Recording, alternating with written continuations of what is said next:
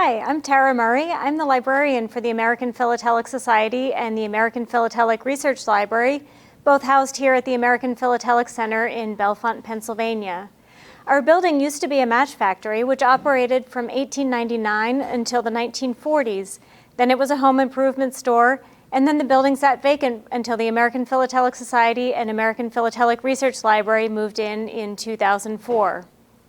The American Philatelic Society, the national organization for stamp collectors here in the United States, was founded in 1886. It got its first permanent office location in State College, Pennsylvania, when it hired its first full-time employee in 1945. The Society and the American Philatelic Research Library, which was founded in 1968, were located in State College until they moved to the Match Factory in Bellefonte in 2004. The American Philatelic Research Library, the largest philatelic library in the world, opened newly renovated space here in the Match Factory in 2016.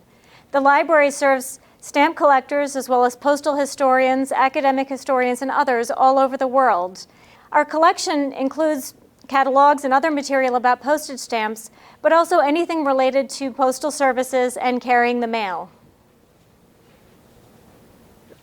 This display case contains stamp boxes, which are part of a collection of about 300 of these often ornate boxes owned by the American Philatelic Research Library. These became popular around the turn of the century in the Victorian era, when people needed to carry postage stamps with them the way we might carry cell phones or billfolds today. Mail often went out twice a day and was the primary means of communication. These stamps also became status symbols and objects of interest. Some were shaped like books. Others were multi-purpose and carried items such as toothpicks, matches, coins, streetcar tokens, as well as postage stamps. They were often used by companies as advertisements and might include useful information such as calendars and postage rates, in addition to being able to carry stamps.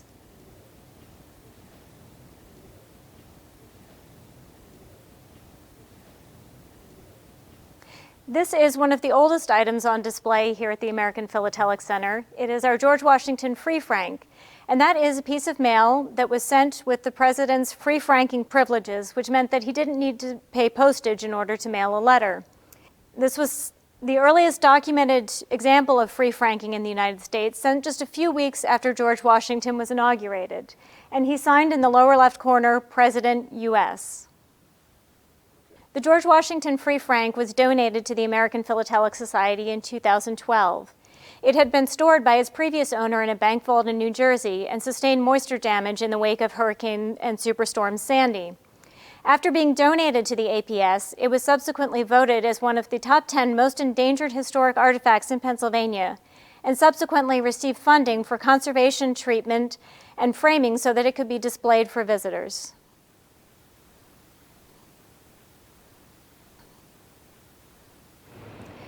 The items displayed on this wall come from the American Philatelic Research Library's Heinz Airmail collection.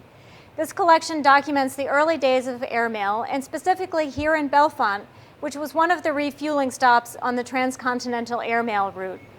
The collection includes many photographs of the pilots, including famous pilots such as Charles Lindbergh, the aircraft, and the airfield personnel. The airfield was located in Bellefonte, where the high school is today. The collection also includes artifacts such as pilots' logbooks and this pilot's map, which was an actual map that would have been carried by one of these pioneer airmail pilots.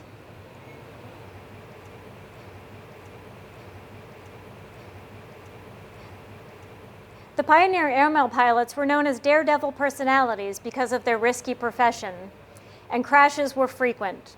The stretch of the transcontinental airmail route that passed through Bellefonte, Pennsylvania was particularly risky because of the area's mountains and the fog that often envelops the area, making landings very tricky.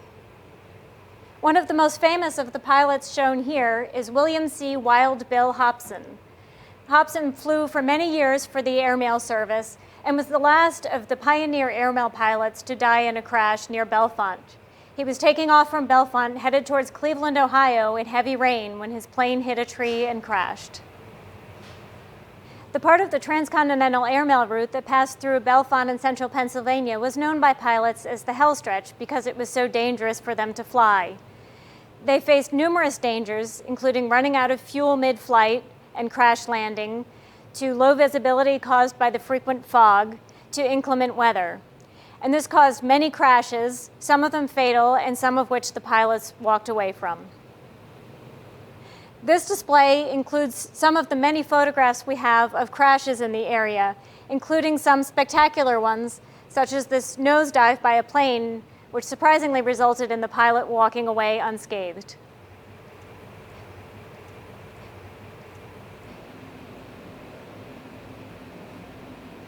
This machine, the Maleometer, is one of the many postal artifacts here on display. This is an example of early postal automation in the beginning of the 20th century, and it was used to seal envelopes as well as to separate stamps and apply them to the envelope, which would have been used by a business to send mass mailings, what we might call junk mail today.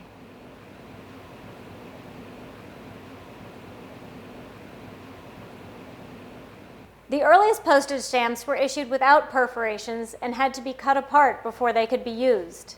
Later, stamps were perforated with tiny holes cut in between the stamps so that they could be easily torn apart and separated.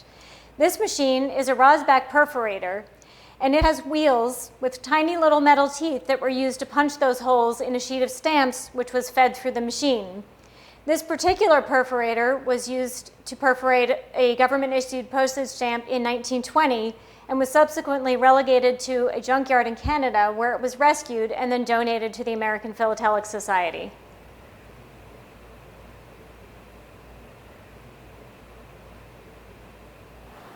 This is the Headsville Post Office. It operated as a post office and general store in Headsville, West Virginia from the 1860s until 1914. It's owned by the Smithsonian Institution and was exhibited by the Smithsonian in Washington, D.C. until it was moved here to Bellefonte.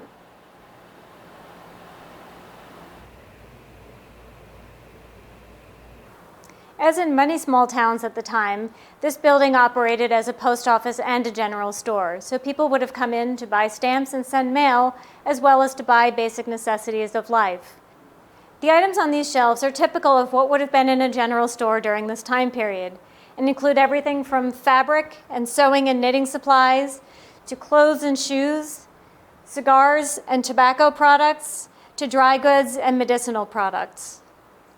Today, the American Philatelic Society operates this building as a contract postal unit, where you can buy all of the latest stamp issues from the USPS, as well as send letters and small packages with a special postmark.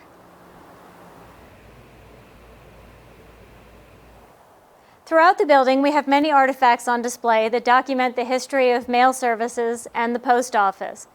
Behind me, you'll see objects such as early examples of stamp vending machines, various post office boxes, and even a wooden crate that was handmade and used relatively recently to send mail here to Bellefonte. Some of the other interesting mail containers we have in the building are packages used to mail live day-old chicks, live honeybees, and even a special crate that was used to mail 6 dozen eggs.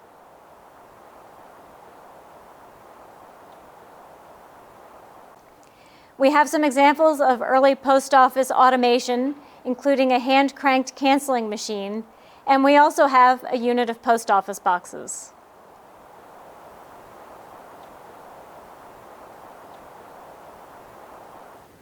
Thank you for joining us on this tour of the American Philatelic Center.